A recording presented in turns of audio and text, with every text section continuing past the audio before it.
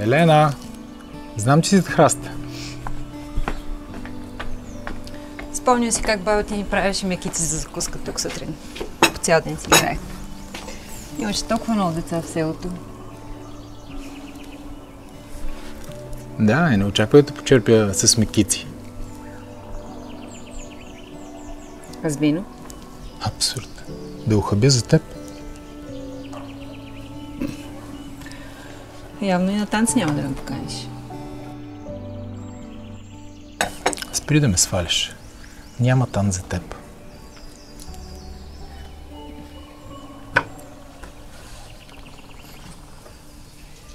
Добре, де. Виновна съм. Съжалявам. Да, не ми повярва. Много хора не израстват, защото страхът да не загубят наделява пред радостта от това да спечелят. Ти си от тях. Осъзнах го, когато разбрах, че няма да успеем с благотворителния гроздобер. И всичко ми се сви.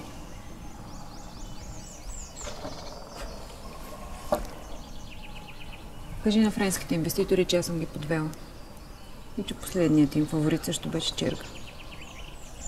Да се излагам пак? Не. И в бизнеса, и в живота всичко се свежда до това как караш хората да се чувстват.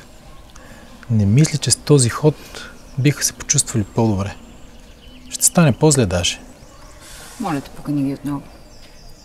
Успехът на избата е важен за много хора. Сега ти ме убеждаваш мен. Не мога да повярвам.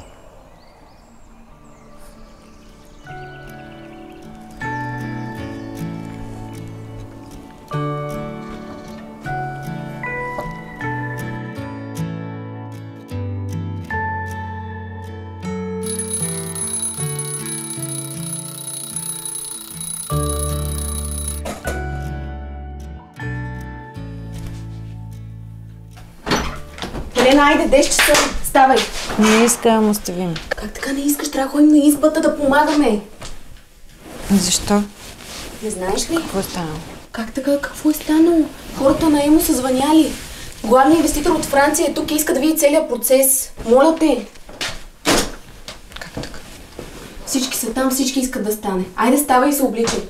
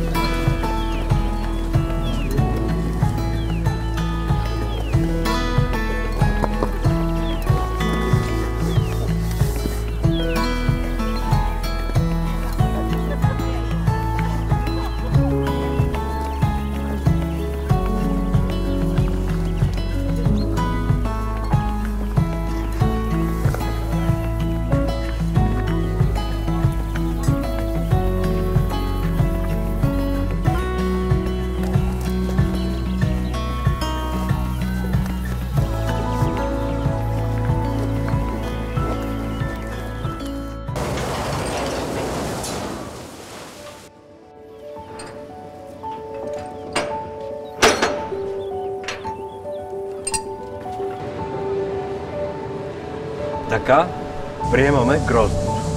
Тук то се смила и се отделя черки. След това отива в ферментатор. Там чрез сложни физико-физико-химични и биологични процеси гроздето се превръща във вино. Задачата на нашия технолог е само да се подчини на тези процеси и да ги напътства в посока, която води към желания стил вино. А тук в лабораторията мерим захарно съдържание, pH, серен и други важни показатели, чрез които следим за високото качество на виното. Накрая виното отива за отлежаване в бъчвите, след което се бутилира.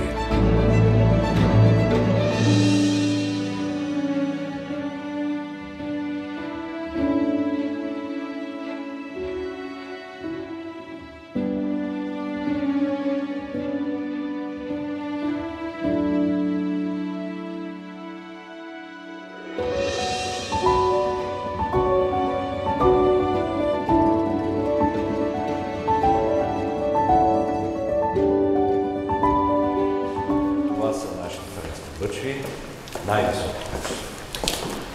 Хайде, заповядайте. Сега да дегустираме.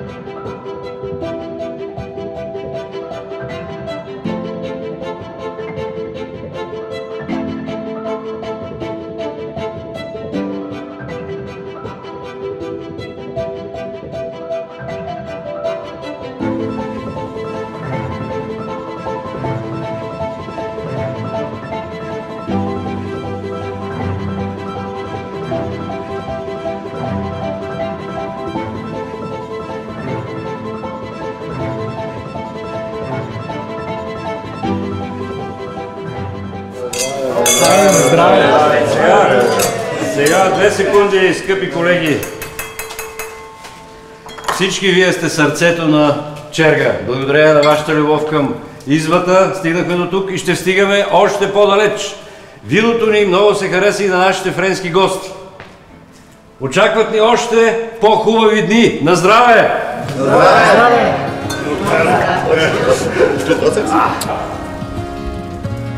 А la votre santé.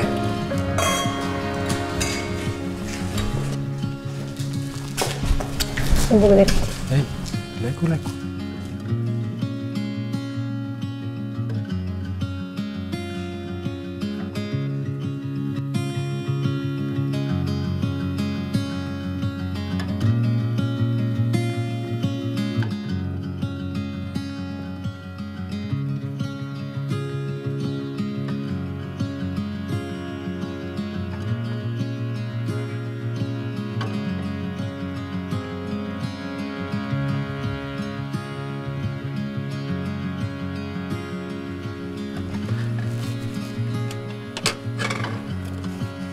Елена Раева. Заповядайте.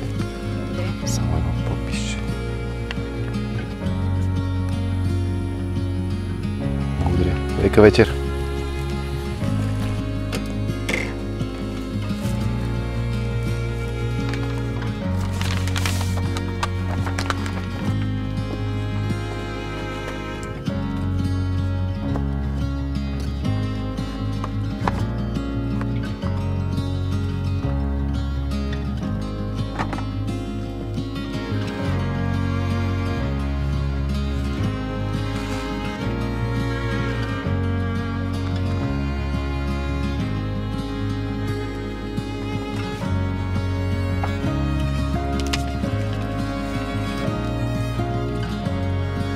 Елена, нека това бижу винаги да ти напомня за всичко, което е наистина ценно.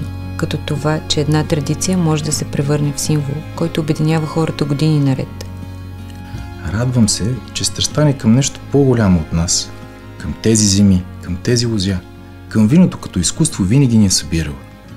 Чергата преплита в себе си толкова много цветни нишки, както животът преплита нашите емоции и ги разплита в други. Има нещо специално и красиво в това, че нашите отношения обаче си остават винаги заплетени. И ако, когато получиш това бижу, аз не съм до теб, значи свалките ти не са проработили.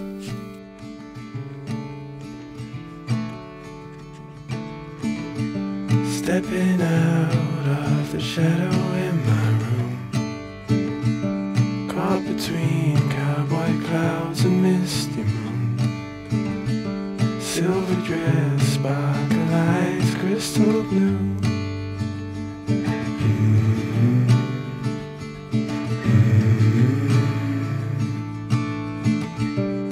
I was lost to the menace of the mind, sucker punched by love most of my life.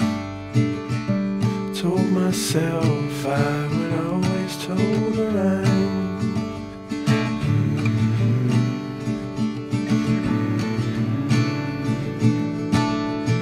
slipped on love and fell. You shook me out.